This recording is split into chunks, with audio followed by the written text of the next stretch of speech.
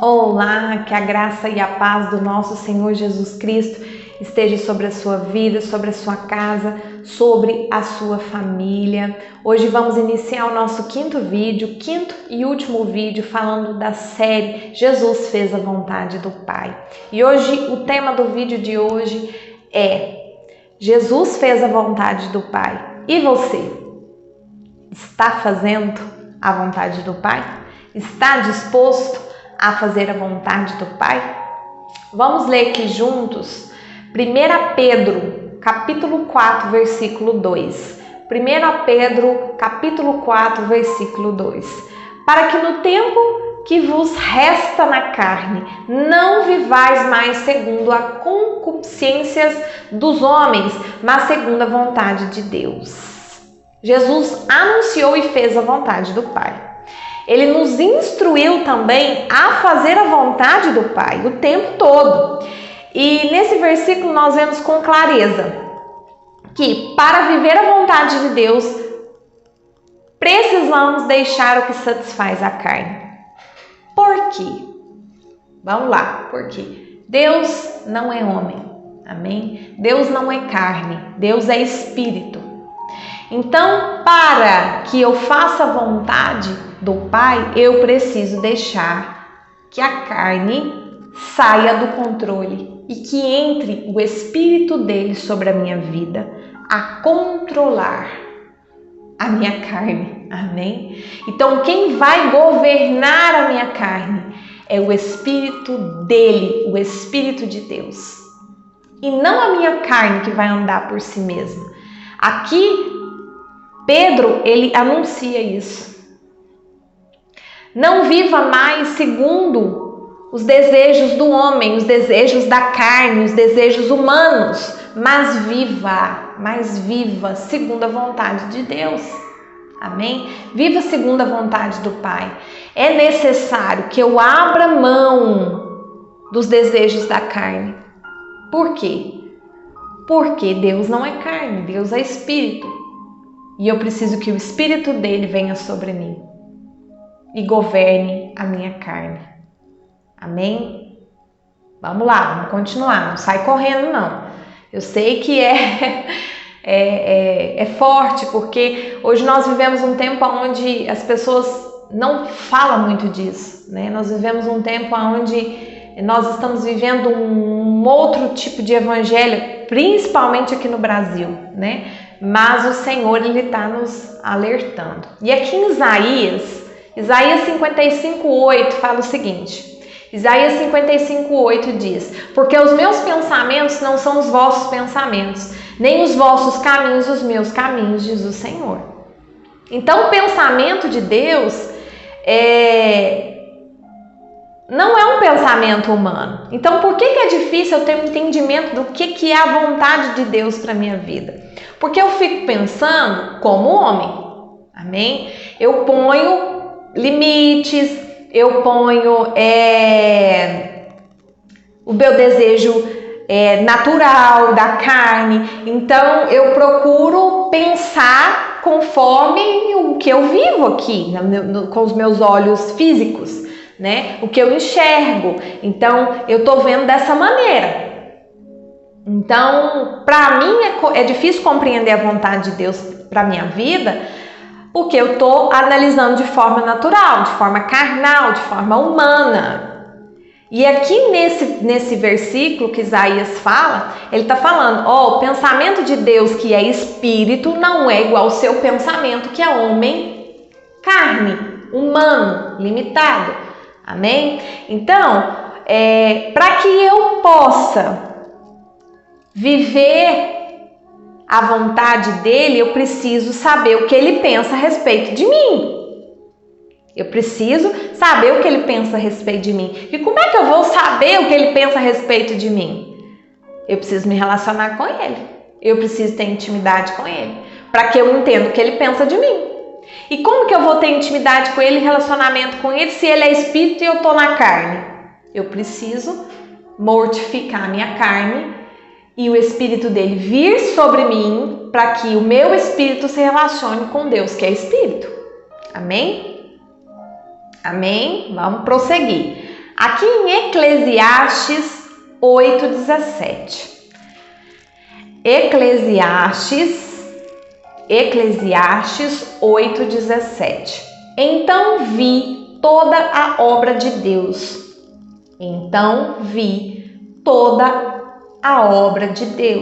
Que o homem não pode alcançar a obra que se faz debaixo do sol. Por mais que trabalhe o homem para buscar, não a achará. E ainda que diga o sábio que a virá a conhecer, nem por isso a poderá alcançar. A obra de Deus não é uma obra humana. Amém? A obra de Deus não é uma obra humana. Por mais que a pessoa seja inteligente, tenha talentos e saiba fazer grandes coisas, a obra do homem nunca, jamais será como a obra de Deus. Amém? Jamais. Jamais. Uma pessoa, para ela executar a obra de Deus, ela precisa se dispor em fazer a vontade de Deus, fazer a vontade do Pai, para que se faça a obra de Deus. É necessário que eu me disponha a fazer a vontade do Pai. Amém? É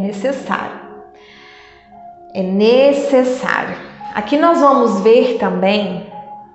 Vamos continuar construindo aqui juntos. Amém? Eu vou descobrir a vontade do Pai quando eu me relaciono com Ele, para entender. Vocês acham que quando eu vivi muitos anos dentro da igreja e trabalhei em vários ministérios, um pouquinho aqui, um pouquinho ali, fiquei a maior parte do meu tempo com as crianças, né? E foi também, na verdade, eu estava começando esse ministério, mas eu fazia sem entender o que eu estava fazendo. Eu nunca imaginei eu pregando a palavra, ou eu sendo voz, muito menos aqui no YouTube. Jamais pensei isso. Como que eu descobri que essa era a vontade de Deus para minha vida? Como que eu descobri? Quando eu comecei a me relacionar mais íntimo com Ele, me dispus nele, deixei Ele me tratar a minha imaturidade, a minha meninez, né? Meu orgulho, a minha vaidade, o meu eu, porque eu estava na carne, eu estava o tempo todo andando conforme a carne. Então, quando eu deixei Ele me tratar e me relacionar com Ele, Ele começou a revelar a minha vontade dEle. Eu entrei em intimidade, fui entendendo quais eram os pensamentos dele a respeito da minha vida, a respeito daquilo que ele tinha para mim. E eu não sou diferente de você, amém? Eu não sou diferente de você. Talvez a vontade dele para a sua vida não seja igual, porque não é igual. Cada um, né? Nós somos pessoas ímpar para Deus, somos únicos. Então, não é igual, mas Ele tem algo precioso também para a sua vida. Aqui em Deuteronômio 39 diz o seguinte, Deuteronômio 39. E o Senhor teu Deus te dará abundância em toda obra das tuas mãos, do fruto do teu ventre e no fruto dos teus animais e no fruto da tua terra, para bem. Portanto, o Senhor tornará a alegrar-se em ti, para bem, como se alegrou em teus pais. Deus faz além do que humanamente nós podemos imaginar.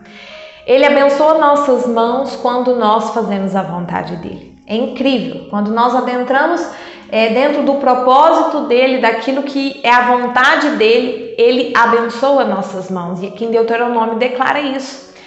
Mas além do que aqui em Deuteronômio declara, eu quero trazer para vocês um exemplo. No Novo Testamento nós vamos ver a vida de Pedro, amém? A vida de Pedro. Pedro negou a Jesus 3 vezes. Todo mundo conhece a história de Pedro, né? Pedro mostrou para nós a fraqueza humana. Jesus já sabia da sua fraqueza, Jesus já o conhecia e mesmo assim Jesus chamou ele.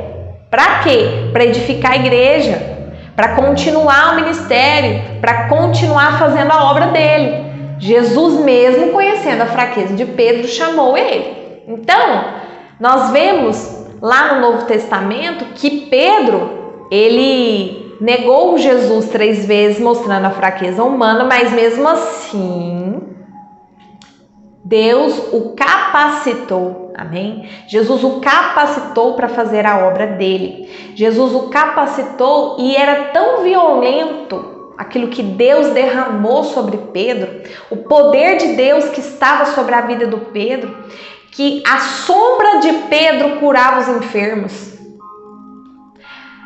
As pessoas, os enfermos, eles colocavam os enfermos em filas assim, para que quando Pedro passasse, quando eles sabiam que Pedro ia passar por aquele lugar, a sombra, eles sabiam que se pelo menos a sombra de Pedro passasse ali, o povo seria curado. Olha para você ver, tamanho poder de Deus que foi derramado em Pedro. E Pedro continuou fazendo. Deus abençoou até a sombra de Pedro. Deus abençoou. Falou, meu poder vai operar na sua sombra. Onde você passar, você vai curar os enfermos.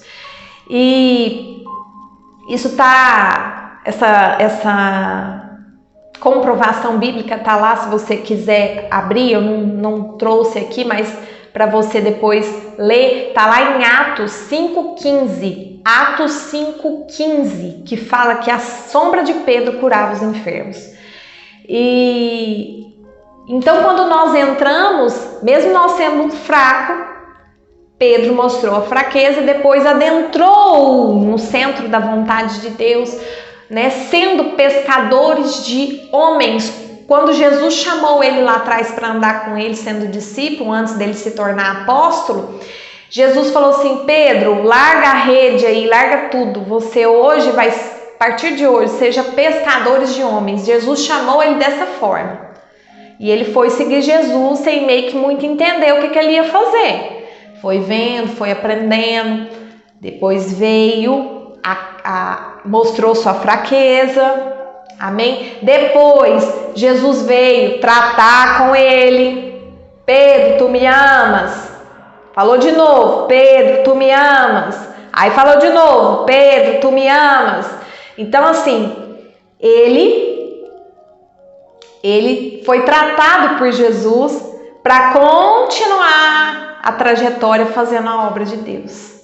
Amém? Entrando na vontade perfeita de Deus. Pedro entrou. Nós temos esse exemplo de Pedro. Pedro entrou na vontade perfeita de Deus. E Deus o abençoou. Abençoou as suas mãos. Amém? Abençoou. E ele fez a vontade de Deus. Aqui em 1 João 5,14, 1 João 5,14 diz o seguinte, e esta é a confiança que temos nele, que se pedirmos alguma coisa segundo a sua vontade, ele nos ouve. Então, por que nós precisamos saber qual é a vontade de Deus? Nós estamos muitas das vezes orando segundo a nossa vontade humana. Nós estamos pedindo segundo os nossos olhos humanos. Nós não estamos vendo na ótica de Deus e não estamos orando pedindo a vontade dele. Por isso que as coisas não acontecem. Por que eu preciso saber qual é a vontade de Deus para minha vida? Até para me orar direito. Porque senão eu fico ali, orando e nada acontece. É necessário eu saber qual é a vontade de Deus para mim. Mas como que eu vou saber a vontade de Deus para mim? Me relacionando com Ele. Às vezes você vai diante de Deus e fala